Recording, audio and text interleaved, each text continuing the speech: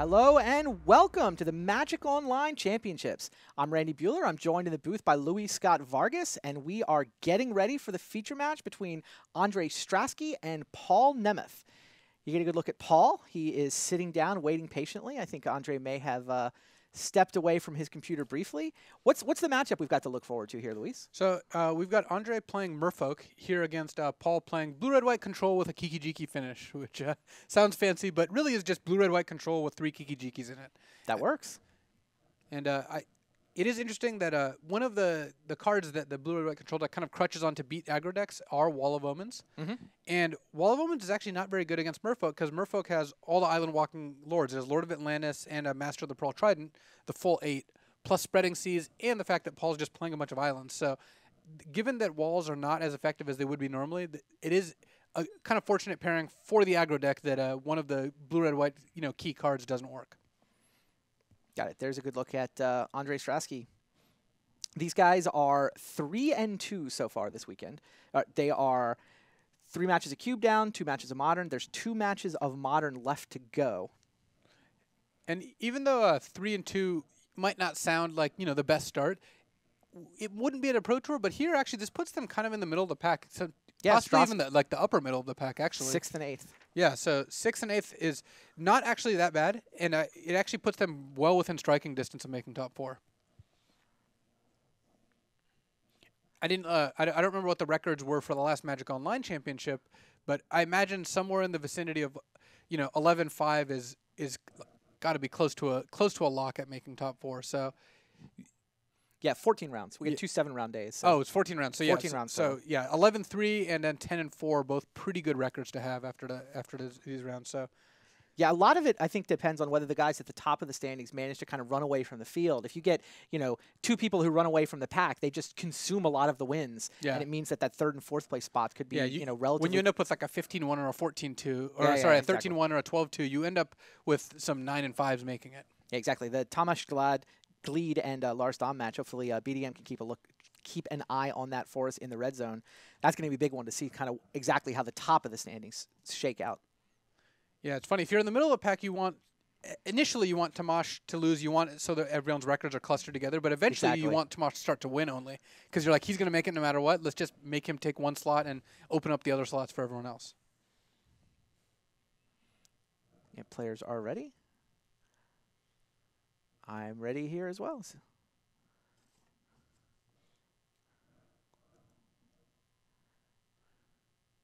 Looks like we are firing. Yeah, I don't have my watch game button's not lit yet, so they haven't actually started the game. They're both sitting at the table. All right, there we go. Okay, now I can watch.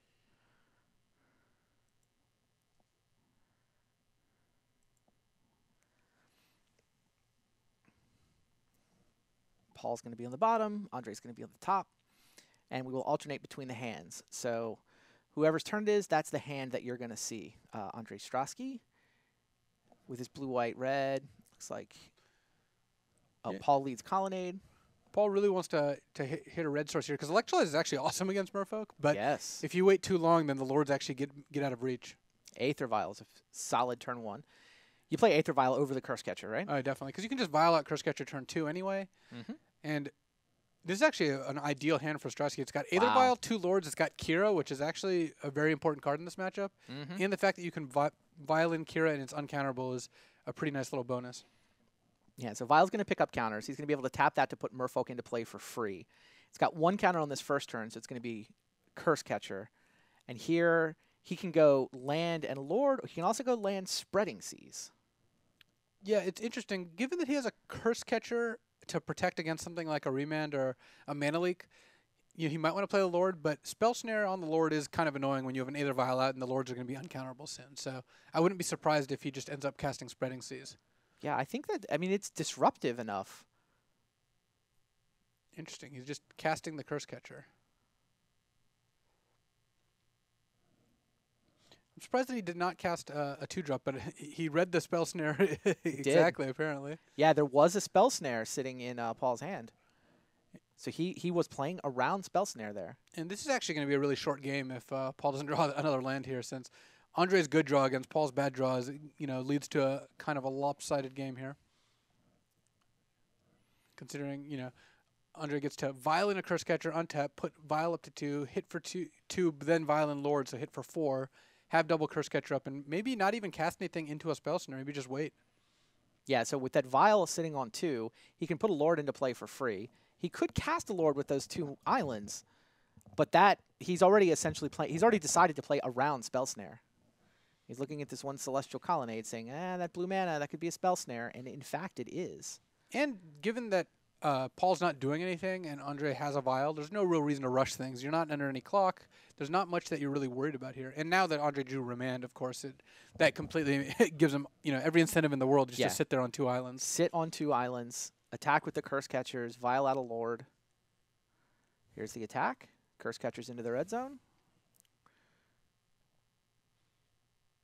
It looks like he's not even Vialing a Lord. So Andre's playing this much more patiently than I would have thought.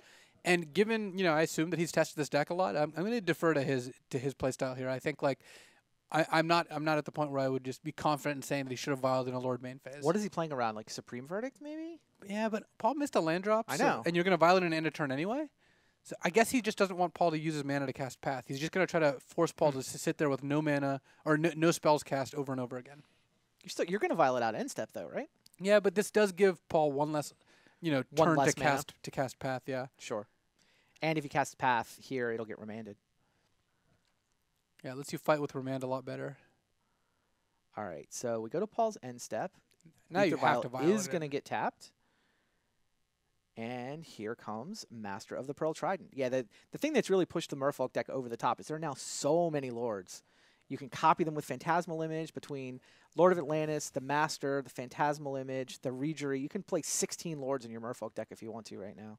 Yeah, it looks like Andre has 14 Lords in his Merfolk deck if you count Phantasmal Image, which is a lot. Yeah, two Regeries, 3 Master of Waves, 4 Master of the Pearl Trident, 4 Lord of Atlantis. I guess Master of Waves isn't technically a Lord, but it kind of it's a reverse Lord. It gets better the more Merfolk you have, just in the other direction. Funny. So Aether Vial ticked up to 3 here, which is going to allow him to play Kira, I guess. Yeah, it looks like he's he's going to activate it before the attack phase, so that if there's any kind of Path to Exile shenanigans, he'll be able to Remand and then get Kira down. But there was no path, so Kira just plain resolves. And it was interesting the way he did that is I think he was representing like, hey, this is a Marrow Regery. You should let this resolve, then you can Path. Yes. But then all of a sudden, wait, no, it's a Kira, now you can't Path. Yeah, Andre clearly knows all the ways to play this deck through a blue-white-red control. He's played around Spell Snare. He's played around Path. And he's gonna. I think just remanded this, yeah, he's right? gonna have to remand the Snapcaster. I don't really think you want to trade Master of the Pearl Trident for Snapcaster. Is there an island? Does this one give Island Walk? Other Merfolk get Island Walks, but so the Snapcaster can block the Master. Yeah, and that's what you want to avoid, I would assume. Yeah, so probably. Yeah, these guys have Island Walk thanks to the Master. And once again, Andre just kind of playing for the long game. He's not worried about. He's willing to let his Master smash into a Snapcaster and deal 4 damage. And then turn off red mana is my assumption where the Spreading Seas is going. There you go.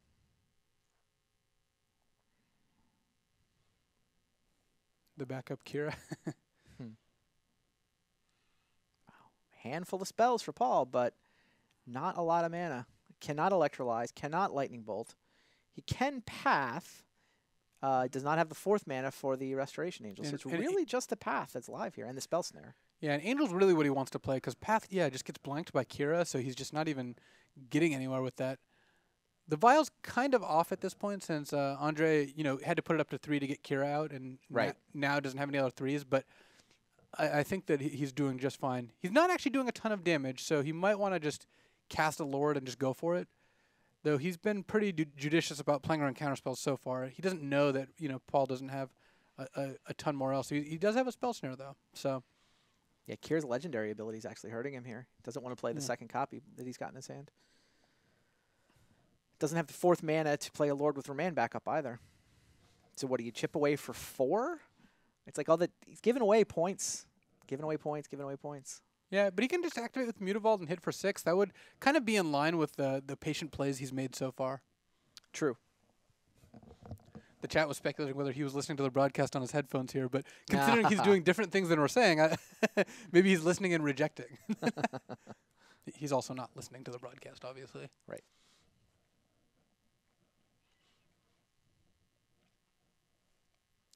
So what's your play? Mutavault? I think given the way he's played this game so far, I think activating Mutavault attacking makes the most sense. Yeah, Mutavault does get pumped up by all the lords in this deck, so it's quite powerful in the deck. Oh yeah, Mutavault's awesome in the deck. It kind of fits in here over a Tectonic Edge. Some people play Tectonic Edges, some people play Cavern of Souls, but every Merfolk list plays all the Mutavaults. I think if you go out of your way to play around Spell Snare, which it feels like he has this game, yes, suddenly not playing around Spell Snare doesn't really make sense. You just you cost yourself value one of the 2 turns no matter what. Right. If you just don't care about Spell Snare, that's fine, but do that from the beginning. Don't play around it for 4 turns, then decide, actually, I'm bored of doing this. Makes sense to me. And he is actually threatening lethal next turn with a lord. Yeah, if he draws a Reejerey to Violin, I mean, that is just game. Or if he draws a land so that he can play a lord with Remand backup. Yep. Paul has hit the mountain to somewhat activate. Once there's removal spells, he can double removal Kira. He can probably just cast Restoration Angel and hope Andre doesn't. Yeah, I think have it's the Angel seems like the better play here. Yeah, of course, Andre does have the Remand, so Andre just wants to draw a land, which he does. Yep.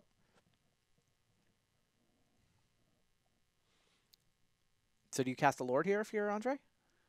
So you can play a land, you can cast a lord. If lord gets countered, then you remand. Then you remand. But if it doesn't, then you've got to decide whether fire up Mutavault or leave up remand for Angel.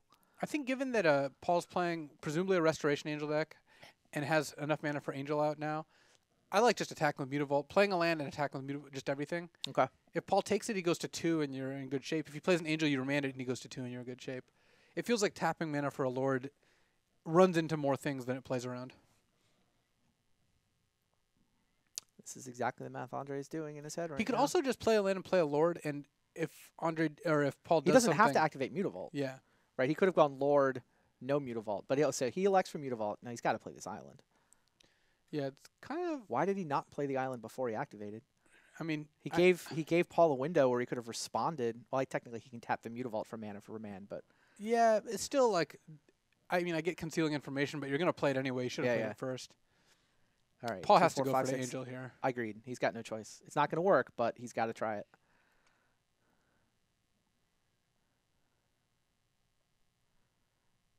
What's Andre thinking about? Obviously, you remand here.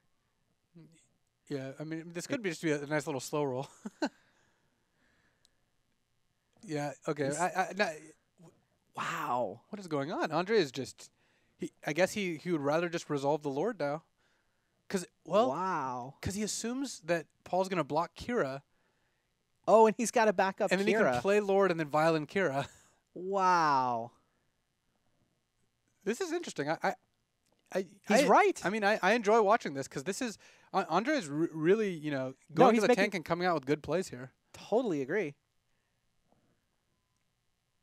Yeah, he gave away 2 damage. He's been giving away damage consistently, but he wasn't on lethal, and now he gets to have another Kira in play without giving Paul a window to resolve any removal spells. Super smart turn from Andre. Yeah. We looked at all the angles and we missed one. Yeah, I think I probably would have just remanded the Angel, but this might end up in a better spot. I mean, I don't know how much knowledge they have of the other players' lists because this doesn't play around like mass removal very well.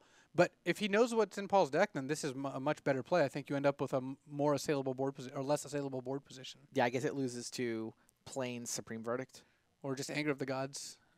It's real bad against Anger of the Gods. If all Paul has to do is play a 5th land, so you can pay for the Curse Catchers. Yeah, I was gonna say it has to be land Anger. Yeah, has to be red land Anger, which is not super likely. So, yeah, this is possible. This is good. And now Paul's got to be dead here. So. Just, you guys haven't been in the other room where these guys are playing. They do actually get to wander around and get a good look at each other's, what they're playing, if they're playing quickly. Okay. So they do get a sense of what's going on. So they do not have deck lists? They don't have deck lists, but they have a sense of what people are doing. Yeah, but that means he probably knew blue, white, red control. Yeah. He doesn't know every card in the list. Given a 16-player tournament, you've got to do some scouting. It's insane not to. I mean... At the World Championship last year, the players got deckless. I remember seeing them look at them in between games and stuff. But that might not be the case here. So where are we? Paul's turn? Yeah, it's Paul's main trying phase. to figure out how. I mean, he can kill any one thing he wants. He's got Lightning Bolt plus Path to Exile. And if he does that, he's still. I mean. Well, the thing is, he's dead to the Island Walk, right? If he doesn't kill Master, then he dies to 4 power worth of Island Walkers. Right. So he kills Master, and he's still dead because he blocks Kira and takes 4. Yeah. There's 3. Then it's just 3 2-power guys. I mean, so he's got Wall of Omens. He can play Wall of Omens, but then he doesn't have a second white mana for the path. What I think he wants to do is play Wall of Omens and draw a white land. I think that's his best out. Yeah, I think that's and it has to be a non-painful one too. So he's got to start by playing Wall of Omens. This basically has to be white mana or some other. No, it's Remand. That's not going to get the job done. Yeah. Yeah, he's just dead to the Island Walkers. I mean, he wasn't wrong to go for it there. Like we figured out, there was no line that would work based on the cards in his hand, so he went to see the top of his library. Yeah, if the top card is a Plains and then he killed Master, though I guess. Yeah, I mean, there's still Mutavault. I guess. I'm not sure what he could have drawn. At that point, Andre could have also sacrificed both Curse Catchers to prevent the Master from dying. Yep, also true. So, either way, Paul did not find his way out of it. That was a cool game. Yeah, that was interesting. Very cool game. So that was just game 1, though. So Andre is now up a game. These guys are going to sideboard, and then we'll be back for we'll be tuning in on game 2, of course. You can see that everybody else is also still playing. Let's see if they're ready yet. I've got Runa Anderson playing against Hannes Karem over here. If you guys want to peek in. Yeah, sure. Let's take a quick look. What do you got for us in the red zone, BDM? I got Runa here trying to go off. He suspended a couple Lotus Blooms early in the game, and while he only has 2 lands, he has been able to resolve a Pentad Prism, able to get a Lotus Bloom. Now has cast a Phyrexian Unlife, but had to pass the turn. Okay. And Phyrexian Unlife does not stop you from dying to Infect. So presumably, Hannes can actually kill Runa here with his Inkmoth Nexus. And then Runa might have to use an Angel's Grace or something to survive, but then you just die the next turn, because as soon as Angel's Grace effects ends, you're still poisoned to death. So this is game 2, and this is game 2. Runa lost game 1. He did have a sort of mid-combat Angel's Grace to survive a lethal attack, but it wasn't enough for him to win the next turn.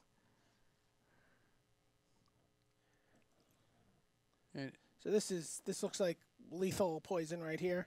Yeah, I mean, I don't see much of a drawback for going for it for Hannes here, since most of Runa's cards can't actually even stop it, even the cards that normally would stop such a thing.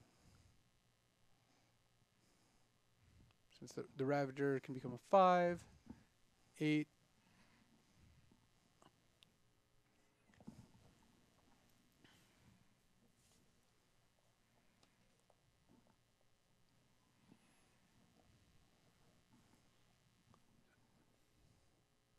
I wonder if Runa is. Looks like he's at 3 poison already. Yeah, yes, he is. Well, I guess that may have been the. No, there's not an Inkmoth Nexus in play. Oh yeah, there is. That was the Inkmoth Nexus, I'm sure. So Hannes just is content to just pass. Interesting. Just hit Runa for 3. Pass the turn, pump with the Nexus here. So curious what Hannes was playing around there, and I wonder if he knew what was in Runa's hand at this point.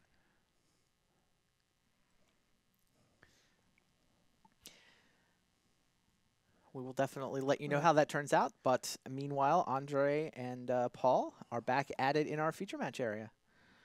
Paul leads with a Celestial Colonnade, and once again, Andre has the turn 1 Aether Vial. Yeah, which is certainly a good card in almost every matchup, but it's at its best against a control deck full of counterspells, which I imagine that Paul actually cited out in a number of his counters, since they're traditionally very bad against Merfolk, especially especially the way Andre plays it. Yeah. I mean, he just didn't risk anything ever, and you see this turn 1 Mutavault. When you play Mutavault on turn 1, normally means you're planning to attack with it on the second turn. Yep, and Paul's sideboard is awesome. It's all 1-ofs except for 2 Relic of Progenis, 2 Rule of Law, and 11 1-ofs. Cute. So I'm a fan of sideboards like that. At GP Chicago in 2009, when it was Legacy, Gabriel Nassif started making his board. I gave him a counterbalance deck that he was going to play, and it was 6 1-ofs and a bunch of other cards. And he's like, I already have 6 1-ofs. I'm just going to play 9 more 1-ofs. So he just played 15 1-ofs, then he won the tournament. Nice. Aether Vial is going to chip up to 2 here.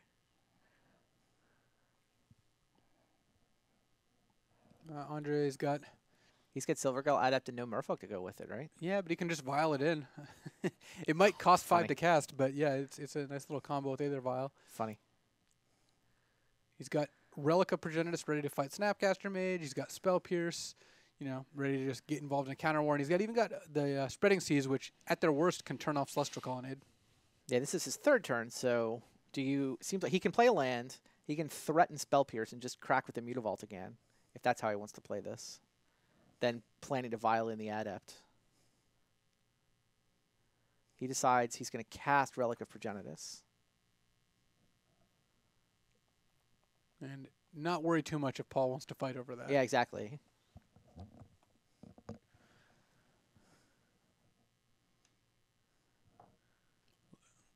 Looks like Paul is. I mean, he's got nothing better to do. He's got a Snapcaster Mage, so countering Relic is definitely, something he's interested in anyway, and it gets a spell in his graveyard to then use with Snapcaster Mage. True. I wonder if Andre's going to Spell Pierce here. It's not that Relic is a super high value card, but Spell Pierce... I mean, your opponent chose to fight over it. Yeah, and Spell Pierce, if you Spell Pierce now, Relic makes it so Snapcaster Mana Leak isn't a thing at all. Exactly. So you end up accumulating a little more of an advantage there. And that's exactly what he does. Spell Pierce targeting the Mana Leak.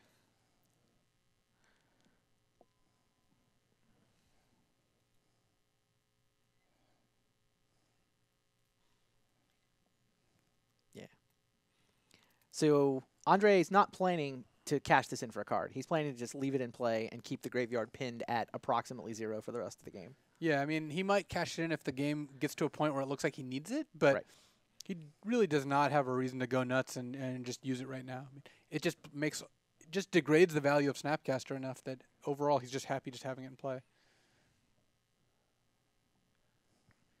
Desolate Lighthouse comes down for Paul. And Paul didn't play the wall. I think he wants to leave Electrolyze up. I imagine he's not really that interested in Snapcaster Mana Leak with a Relic in play, but Electrolyze is strong enough that whatever Andre vials in, Paul wants to be able to deal with. So Adept comes down off of a vial, which is going to get Andre an extra card.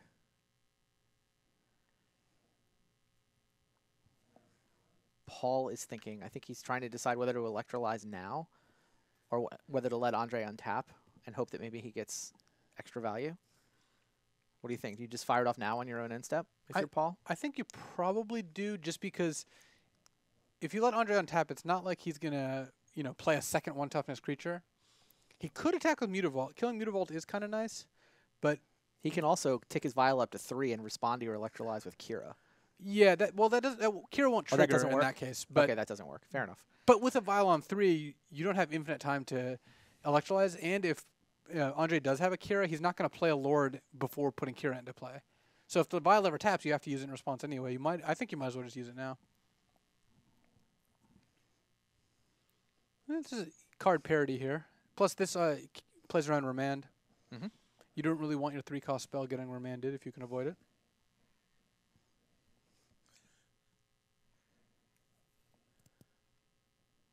So Andre electrolyzes. Ships the turn back. Sorry, Paul electrolyzes. Ships the turn back to Andre. Tick up Aether Vial here. Well, with nothing. Kira? Yeah. He's got an additional Silvergill Adept now. So maybe you leave it on 2. Yeah, I could see just leaving it on 2. If you think you're going to ramp it, you can also tap Vial now, put in Adept, then ramp it. And sure. Master Waves is exactly the card you want to ramp it for. So it looks like Andre actually just ramped it up to 3, and then he's just going to play Silvergill Adept, revealing Master Waves now. It's a good thing he drew a Merfolk. Yeah. I think if you're going to ramp it, I would have been tempted just to play the Adept, but hey, I mean... Given that he drew a Merfolk, this line is awesome. Yeah. I like attacking with Mutavault here, overplaying. Well, actually, it's just spreading seas. The Steam Vents is actually pretty nice too. Well, he's going to play Silvergill Adept. And not actually going to get spell snared.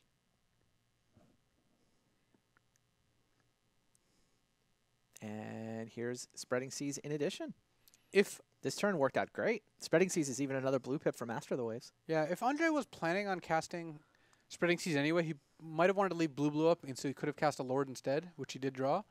But this worked out fine, I think. He also makes it unlikely that Paul can cast Anger of the Gods, which is a lot more pressing than a Supreme Verdict, because Paul doesn't have any Supreme Verdicts. He does have an Anger of the Gods, but just the one. Yeah, and he's deprived Paul of all red mana. Paul's on blue, white, now just blue, and the colorless from the Desolate Lighthouse. I mean, I think a lot of what's going on in this game is Silvergill Adept is just amazing. Yeah, it's just like the best Merfolk ever. The fact that it's a good, solid 2-drop Merfolk, 2 power for 2 mana, and it draws a card. Yeah, I mean, it is one of the reasons the deck is good. If without Silvergill Adept, I think the deck probably wouldn't function, but it gets to kind of protect itself from Mana Flood and Mana Screw by playing an extra card draw spell. It makes all the Lords better. It's the kind of card that makes it so your Lords have other things to pump. Yes.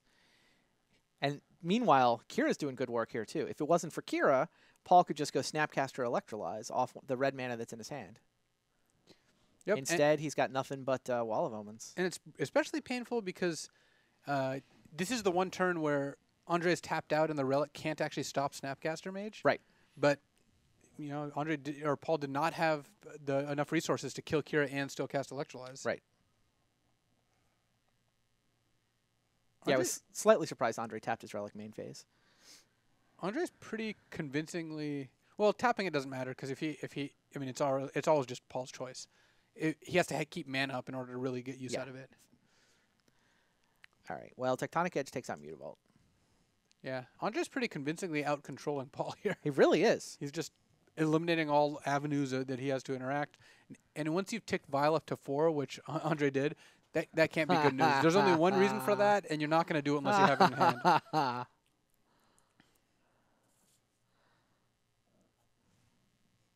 Wow, so he's casting the Master into a single blue mana. At this point, does run it into a Spell Snare. At this point, yeah, I would have felt relatively safe in assuming that Paul didn't have Spell Snare last turn. Yeah. But, I mean, he drew 2 cards since last turn, so it's not inconceivable that he draws one. So, yeah, Spell Snare on Lord, pretty good for Paul. But that Aether Vial at 4, those are very threatening counters. So Paul has enough mana now that he can cast Path, but he used Tectonic Edge last turn, so he's still one short of Path into Snapcaster Electrolyze.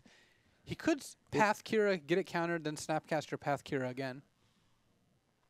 That might be worth doing. You're going to get value out of Snapcaster that you weren't going to do before.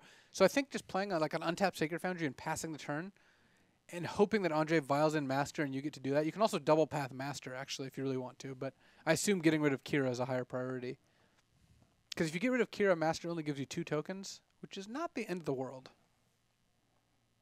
Why does Master only give you 2 tokens? There's the 2 Spreading Seas. Oh, there's also the 2 Spreading Seas. Yeah, of course. So 4 tokens. So, yeah, maybe in that case, Paul really does, have to get rid of Master. Though I think you want to wait on this. If Andre put it at Vial up to 4, he's going to Vial in Master, right? Yes.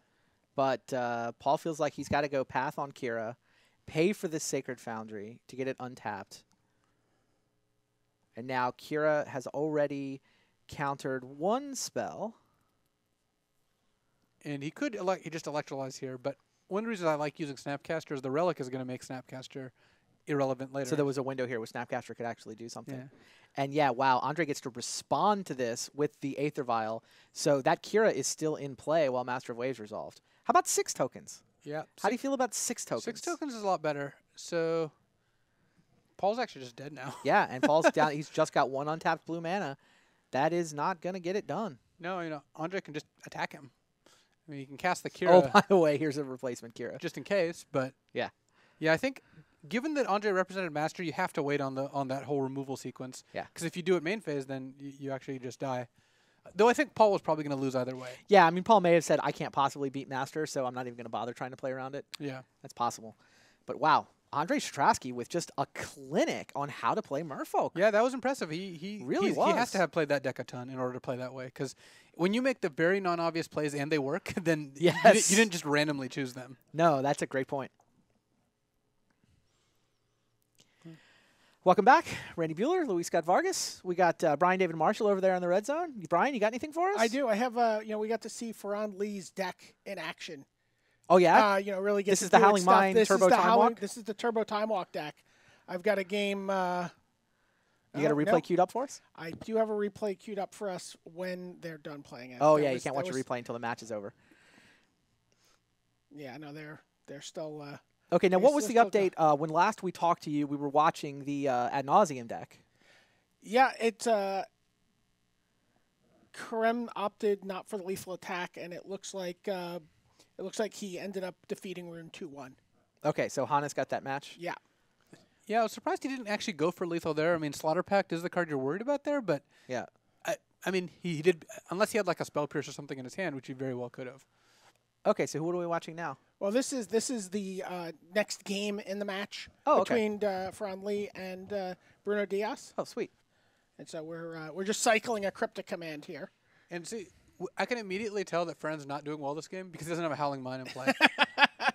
Those decks, any deck with Howling Mine, if it doesn't have a Howling Mine early, it usually struggles. So that may not be the case universally, but my assumption is that without a Howling Mine, you're in trouble. You're saying the Howling Mine decks want Howling Mine. Yeah, I mean, Howling Mine decks are so loudly Howling Mine decks that, that without it, they just can't do a whole lot.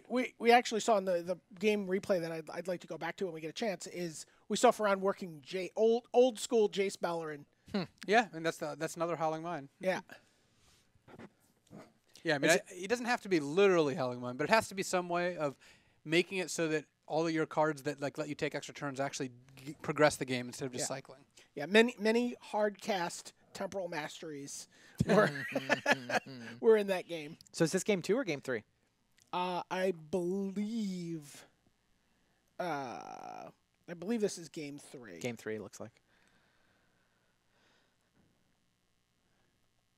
Yeah, he's just cycling through cryptic commands, trying to find the stuff that he needs.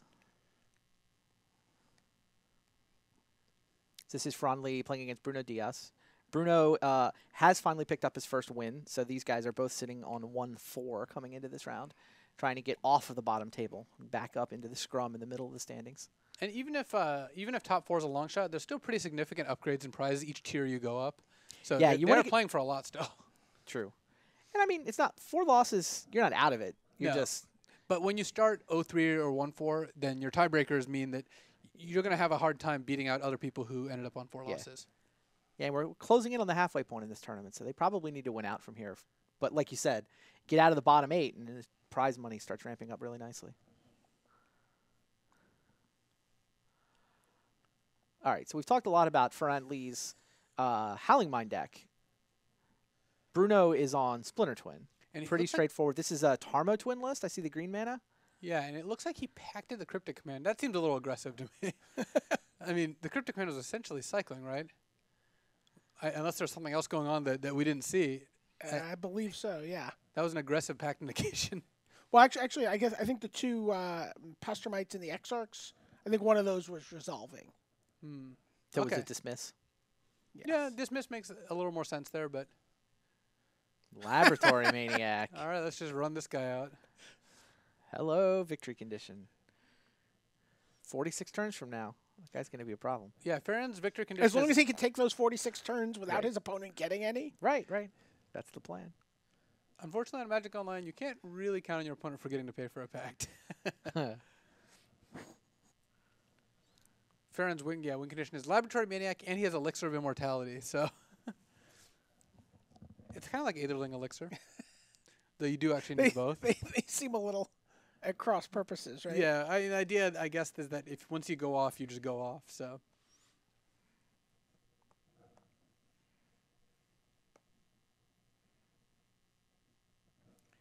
So we got a couple of match results. Lars Dam defeated Tomasz Glede. Oh, okay. So we have no undefeated players. Got it. Oh, here's Temporal Mastery off the top. And just 2 4-1s, right? Yep. Bing Luke defeated Corey Lack. Dmitry Budikov defeated Gabriel Rogenser. Okay. Merfolk picks up a loss. So Villanueva Alkio, do we know that one? I do not have a result for that. Wow, yet. the pairings have already gotten all wacky. Villanueva Akio looks like they're still playing, actually. Okay, did you say Corey Lack won? No, Bing Luke won, yeah. Okay, so our... By the way, we just our saw some deck. Laboratory Maniac beatdown. I don't know if you guys were looking at the pairings there. You might have missed the I Laboratory Maniac just getting in. I don't believe you. I wasn't looking, on but the it extra can't turn, possibly have just happened. before the extra turn. I guess there's a couple ways to, to win the game with Laboratory Maniac. One potentially is just time walking a bunch and then... Right, 46 turns. He doesn't actually need 46 turns. All his opponent's creatures are tapped right now. It's only going to take 10 turns. He could chain It's 10 8 from here. 10 extra turns in a row, right? Down to 15. It's only 8 turns. Yeah. Yeah, the last 2 matches going is this match and the Ansi Valiano match. Got it. It looks like the Ansi Villanueva match just completed. So it looks like, or maybe they're still going, but the particular game is completed. Oh no, it looks like they're done here. Let's go ahead and take a look, see what happened. And that's the Tarmo Twin Mirror. There's a lot of Tarmo Twin decks. 3 of them, yeah. All the twins. Well, there were 4 twins that showed up. 3 of them were Tarmo twins. We're on the crazy Laboratory Maniac beatdown plan here. Is it happening? Time warp. Down to 13. Temporal Mastery, hard cast. Oh man, I hope this happens. Hope against hope. Oh, Ansi Akio won that match. So Ansi will be sitting on 12 points. That 4-2 record actually ties him for 2nd place. Or 3rd place, right? 3rd place, 2 5-1s. Yeah. And then only a couple of 4-2s. Laboratory Maniac beats him down to 9. You got another one? He's got 4. You've got to be kidding. Walk the earth with buyback, perhaps? Well, he couldn't afford to cast No, another I time wouldn't be able to walker. cast it if he bought it back. I hope if he draws, the next turn goes Howling Mine, Time Warp, attack, draw 2, Temporal Mastery. This is not happening, is it? Is No. this actually he has happening? 4 cards in his hand. Is he getting Laboratory there? Maniac hit you down to 7. Oh, come on. Did Temporal Mastery come off the top this turn? No. Why? How did it enter the exile zone? He's gone through 3, I guess. That was just, I think that's just... Oh, that's just leftover. That's just dangling there. Clear that up. I mean, you can't go in the tank here, right? Like No. I was really hoping he had just a couple more. Ooh, cracking a Misty. That could be dangerous. That turns into a 3-turn That's a turn. Yeah, I don't know if you... Do you attack with Deceiver Exarch? Oh. Is this a Splinter Twin? Probably. All right. All right. Well, it looks like the fun is over then. No, hold on. Oh, Rapid hybridization. Rapid hybridization. That's a thing, I guess. Yeah. This happened in the game 2. There were some green permanents on Bruno's side of the table. That effectively fizzles the Splinter Twin. No target. That slides to the graveyard. But it does leave a little bit of a hurdle for the Laboratory Maniac to jump over. Yeah, that guy's a big blocker, isn't he? 10 playing 6.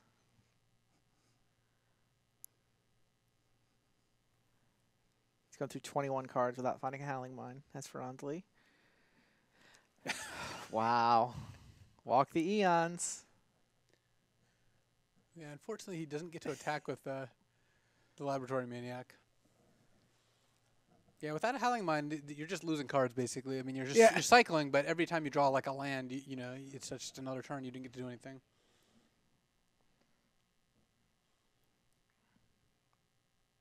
And that Frog Beast or Frog Lizard is actually pretty close to winning the game by itself. Yeah, for on down to 10. Sounds like another Splinter Twin here. Oh, no, this might be Kiki Jiki. Okay. Cryptic, tap your team, counter tap your team, untap, attack, time warp, time warp. Kiki Jiki's threatening lethal. Kiki Jiki can copy the Pestromite, of course, which can untap the Kiki Jiki, and we will be off to the races. Infinity Fairies are threatening to attack Ferran Lee unless he's got a way to bust this up. Does not look like he does. I think his only way to bust this up is to hope it somehow takes more than 10 minutes and 6 seconds. Well, he could. He could just Cryptic the team, right? Well, no. When? Oh, no, he can tap. Yeah, beginning of combat, you tap everything, draw a card. You can use Kiki Jiki a bunch in response, but they all end up tapped. They do all end up tapped. Okay, fair enough. So Cryptic Command buys him a turn. But if he had Cryptic, I think counter draw was also potentially was better. also live. Yeah. So. Yeah, and I mean tap draw could have cleared a path for Laboratory Maniac too. Because this is something. This is how you win in Modern. Yeah, I mean, this isn't going to take very long. Ferran's only at 10, so you don't need a million Pestromites. You just need like 7 or 8 or something.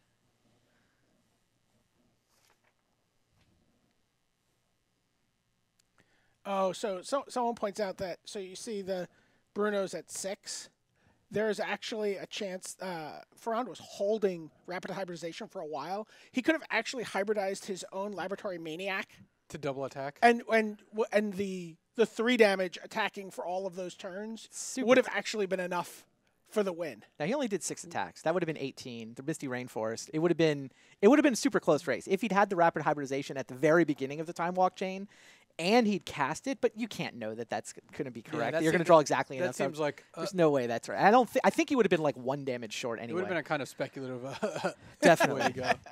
So the time walks do not get there. So Bruno Diaz does defeat Ferran Lee. That is the last match of round number 6, and we're going to send it down to Marshall Sutcliffe on the floor. Marshall has got Ondrej Strasky put on that just clinic with that Merfolk deck. Yeah, that was awesome. Yeah, I am eager to hear Ondrej's take on that match and that deck. So take it away, Marshall.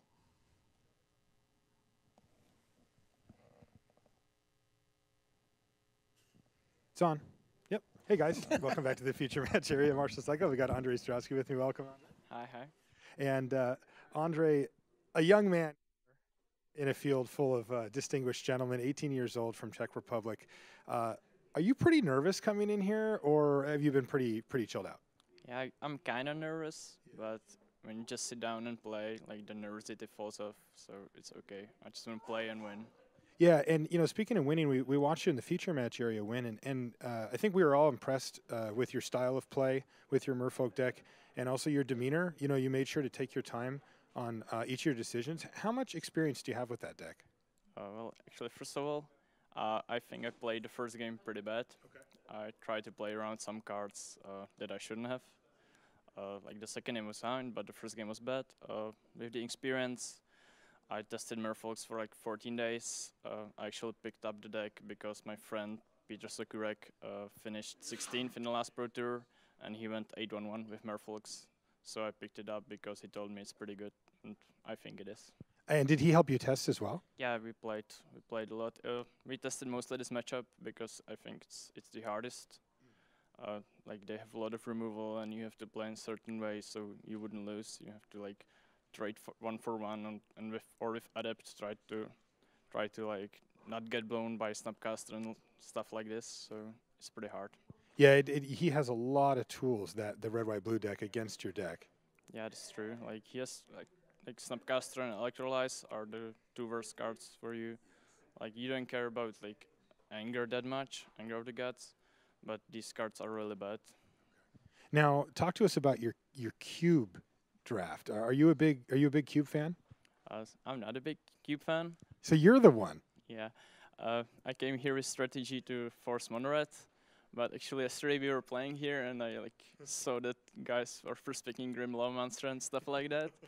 So actually last night I went on my Facebook and in Czech I wrote there that I'm screwed because everyone is forcing monored, and Martin Yuza actually he typed to my like status that I should force mono white, which is like pretty good archetype. But so I tried actually, but it didn't work out because I think Hannes Korem forced it too, and his deck was way much better than mine. And my deck was really bad, but I got lucky with pairings, so I managed to squeeze 2-1 out of it. You're pretty happy with 2-1? I'm super satisfied with that. Yeah. And that led us into Modern, and you actually have a good record in Modern so far, too. Yeah, I'm 2-1. I lost to Malera, which is a good matchup, and I got kind of unlucky, kind of played bad. Then I defeated the Uga RG twin, which Patrick Dickman top-8 at the Pro Tour. So that's like fine matchup, and now I defeated the control deck. All right, so one more round here of Modern, and you can end with an X2. Good luck. All right, Marshall Sutcliffe signing off from the Tournament Center. Hey, welcome back. I'm Randy Buehler here with Luis Scott Vargas. We got 6 rounds down. There is 1 round left today. It's going to be a 4th match of Modern, and my standings do not have the right number of points again. Feature match for this round, we do have Lars Dom versus Hannes Karem is going to be the feature match. And it's actually a match that I enjoy playing from the Malera Pod side. It's Okay. Affinity against Malera Pod. And, Okay. I mean, I went 4-1 against Affinity in Richmond. I did lose in the top 8 to it really quickly, so Okay. there is that. But I do like, of all the decks to play against Affinity, I think Malera is actually one of the better ones. All right, well, here you get a good look at the standings. So Lars is hanging out in first place, tied with Tomáš Sklíd. They're both on 5-1. Then you've got 3 people on 4-2. Lars and Tomáš just played last round, so they both got paired down. Lars against Hannes is the game that we'll be watching, and Tomáš is going to be playing against Anssi Alkio. So that's the Table 2 match. Those guys, along with Ondrej Strasky, who we just watched win with the Merfolk deck, those are the ones that are right in the thick of this. You know, one more win, they go to bed overnight in position to make the top 4. That's what they're going to be looking for. Yeah, you got to be pretty happy. You know, going 5-2 on day 1 is what I would consider, you know, a solid win. So Yes. This is a pretty big match for both those guys. Yeah. So here's Lars Dom's profile. Been playing Magic Online since 2008. 4,000 and change matches. Wow, look at those win percentages. That's insane. Those are crazy high. And 11 Pro Tour appearances is the most Pro Tour appearances of anybody in this tournament. So he's been to the Pro Tour more times. He doesn't have the top 8 that Anssi Alkio has. Doesn't have the top 8 that Hannes Karem has. But 11 trips is not nothing. Like, he's managed to qualify himself for that through more than just the mocks. Yeah, and that mean I still can't get over those win percentages. Playing 4,300 matches and winning 69% of them. Yeah, I have not seen that number on anybody else's. Yeah, that is ludicrous. One slightly bit of bad news for him though is that Hannes Karem actually has he has a Pro Tour top 8 himself. His team Estonia did well at the Magic World Cup, so Hannes actually is no stranger to playing in premier events that aren't the Magic Online World Championship. Absolutely true. And 22,000 lifetime matches played. Is that the biggest number of all the competitors? By a lot. Yeah, I mean, given that Hannes has commented on the vast majority of the draft videos I've made, like of all draft videos you've ever made. Yeah, it feels like it. He plays a lot of Magic Online. I played against him many times. Panica on Magic Online. I mean, you know, there have been times where I played a lot of Magic Online too. Not 22,000 matches, a lot, but I don't know how many matches I've played, but it is a pretty fair number. And his win percentage is not bad either. 61% lifetime is also very good. Yeah. 3 times as many Mox matches played too versus Lars. So another bit that changes the matchup here is that Lars does not have Kataki Wars Wage in a 75. Okay. I mean, I've liked playing it in Malera just because it's a pretty low-cost 1 slot, and it drastically swings this matchup in particular. It can. It didn't help you in the top 8 match, though, right? It didn't. I got it out a turn too late, and you know, Mike Sigrist, my opponent, he had a Arcbound Ravager. That's one of the best ways to fight it because Arcbound just eats all the junky artifacts. Then you're willing to pay 1 mana for the giant guy with all the counters on it. But I mean, that is part of the reason I beat it a bunch of times in the Swiss. Whereas, because you can just court it or pot it out on turn 3 a lot of the time. How many times did you play against Affinity with the pod list at the Grand Prix? 5 times? Yeah. Wow. So and then 4-1. Yeah, I beat it 4 times in the Swiss, then lost 2 in the top 8, which is fine because if I lost 2 in the Swiss, I wouldn't have been in the top 8. There you go. So I'm really not complaining. But not having access to Kataki is definitely something that it's worth looking at. Okay. What does Lars have access to anything in particular other than that? I mean, he's got the Orzhov Pontiff, which is good in the matchup. He's got Harmonic Sliver, which is quite strong. Sure. He even doesn't have the Shriekmaw in the main deck, which helps because that's one of the biggest bricks in the deck is Shriekmaw, which does not kill artifacts. Overall, I do think that that Malera is I think, a good strategy against Affinity, partially because you can just race it. Okay. Your combo actually does, win the game most of the time, and being able to race it is enough. Okay, the big question though, I know this is true to your heart. Does he have one combo in his deck or two? He's got both. He's got the Archangel. Yeah, I like Archangel. Part of the reason I beat Affinity is I just potted out an Archangel and he couldn't attack into it. It's a 3/4 flyer that turns into a 4/5. Yeah, this has been a running debate on Twitter between LSV and a Sam lot Party. of the Sam Party and sort of the face-to-face guys that did so well at the Pro Tour with this deck, and they had cut that combo. They felt it was just a little too clunky. Yeah, Lars comes down on your side of this argument apparently. Yeah, so that's good. Hannes has got a pretty normal Affinity deck. I mean, he's got the 2 Master of Ethereums and the 2 Galvanic Blasts and kind of his up for grabs slots, but he's playing a solid 4 of all the other cards that you'd want. It's not quite the Karsten approved list because it doesn't have enough 1-ofs, but other than that, it's looking pretty good. Okay, am I hearing that our feature match is ready to go? Looks like people are seated and in. Awesome. Yeah, let's get down to the feature match area for round 7.